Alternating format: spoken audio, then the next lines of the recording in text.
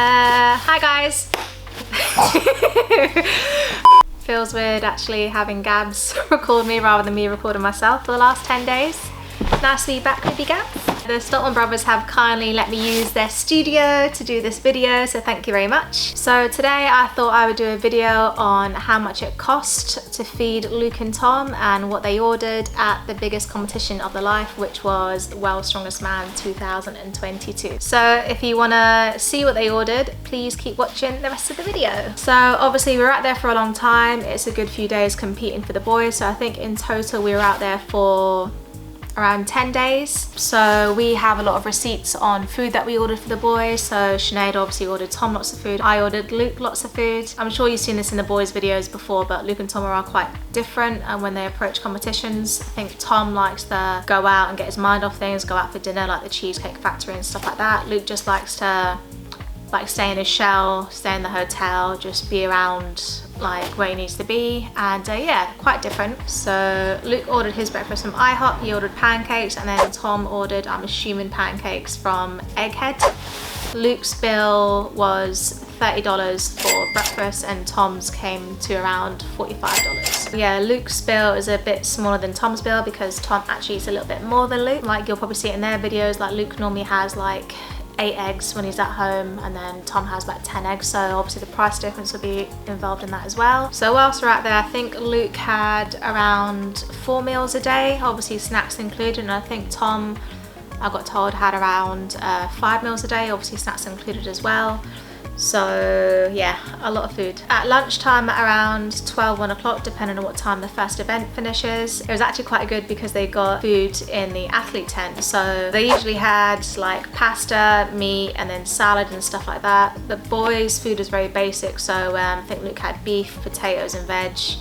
I think Tom was pretty much the same as well. So that was provided from World's Strongest Man, which is really good. It was very basic in the athlete tent because that's exactly what they needed. Different days would have like pasta, potatoes, veg obviously every day, salad, and then different types of meat, which is really good for them. But it was really good because that was provided by World's Strongest Man. So after the second event, normally it was only 2 events a day. Straight after the last event of the day, just on the way home, I would normally order Luke's food on the bus on the way home, so it's there for when we arrived. And that was a Five Guys, so every day it was a burger with 2 large fries and a milkshake. And then Tom ordered the same thing, but I think he ordered it from Shake Shack instead of Five Guys. I think it's just preference. For Luke's bill for Five Guys was around $50, and then Tom's bill from Shake Shack was around $60. Unless you haven't been to the UK, if you're from America, the portion sizes from America to UK are huge. 2 large fries in America would probably feed a family of like 10 in the UK. So yeah, big difference. So I think one of the reasons why Luke loves America is because the portion sizes and the options of food. It's yeah, very well equipped for a big boy. After the competition, I'd have their Five Guys or Shake Shack, whichever one. A few hours would go by, they'd get their massages or do whatever interviews they have to do, and then just before they go to bed they'll have another meal as well. They're both ordered from the same shop. So yeah, Luke had spaghetti and sausages and a bit of dessert. I think it's tiramisu I think he had one night, and then Tom had food from the same place. So Luke's order from the spaghetti place was around $55, and Tom's bill from the spaghetti place was around $50 as well. Yeah, so by the end of the day they are eating quite similar foods. Obviously post-comp meal it's a burger and 2 chips and a milkshake, and then for dinner it's spaghetti with sausages and a small little dessert as well. If you want to know why their diets are like this, because I have no idea, I just do as I'm told when I'm cooking at home. But Nathan, their nutritionist, is the one to ask all these questions, and yeah, I think he works off insulin and sugar levels and stuff like that. So yeah, go ask Nathan because I haven't got a clue. But it was really good because Nathan was actually at the competition, which was so helpful. So I'm sure you've seen in my previous vlogs that Nathan loves these Rice Krispie bars. So he'll calculate things by the minutes that they're going out. So say if Luke was just about to go do an event, literally just before he's about to lift, or 2-3 minutes before he's about to lift, Nathan will have him eat like a Rice Krispie bar or a small donut cake thing. I think I remember asking him why why he did that, but I think it's the sugar levels and the carbs just to give him energy at those like precise moments.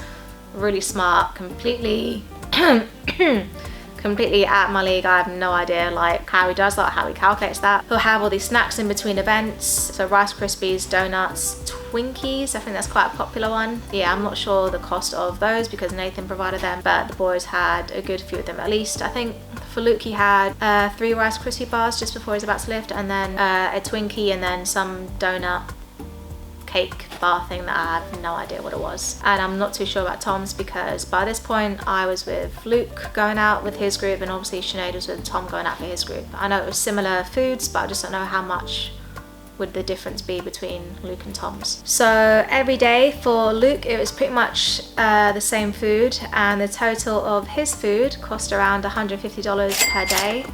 And for Tom, I'm pretty sure it was the exact same food most of the time, and the total for his food is roughly around $170 a day. So yeah, a lot of money, very expensive. Yeah, we're out there for a long time. For Luke's food, it was $150 a day. That's how much he spent on food, and we're out there for 10 days, so $1,500, which is a lot of money. For Tom's, he eats slightly more because he's obviously a bit taller and a bit heavier as well as Luke. So his food calculated up to $170 a day. So that's give or take, and yeah, that'd be $1,700 that you would have spent out there on food. So a lot of money feeding the boys at the biggest competition of their life. So I know it's a lot of money to spend on these competitions, but you have to understand that this competition in itself is the biggest competition for these boys. So investing all this money into your body is only going to be beneficial for you. They spend a lot of money on their nutritionist, on their coach, on everything that they do to get to this stage. So spending money, or this amount of money, on food is very crucial as well, because it's going to enable their bodies to compete and perform to the best abilities at World's Strongest Man. So I know it's a lot of money to spend on food. It is an extreme amount of money to spend on food, but when you're at this level of an athlete competing in one of the biggest competitions of your life, and you've trained for so many years leading up to this point, it is so worth it. There's no point in getting to this stage, getting to this level of competing, and then doing something like cheating on your diet and hindering your own performance, where you can have like stomach issues. You're not going to perform to the best of your abilities. You're not going to have that energy, that insulin, that sugar to give you that push that you need. And these slight advantages are going to make a huge difference over the few days that the boys are competing. It's not just the one-day competition. It is a good few days, so investing that money into your body is 100% the right thing to do. Do you want me to jumper, by the way? It's really cute, isn't it? Yeah, where'd you get that from? It's not out yet. Thanks for watching this video. I really hope you enjoyed it, or gave you a little bit of insight to the investments that actually go into competition time.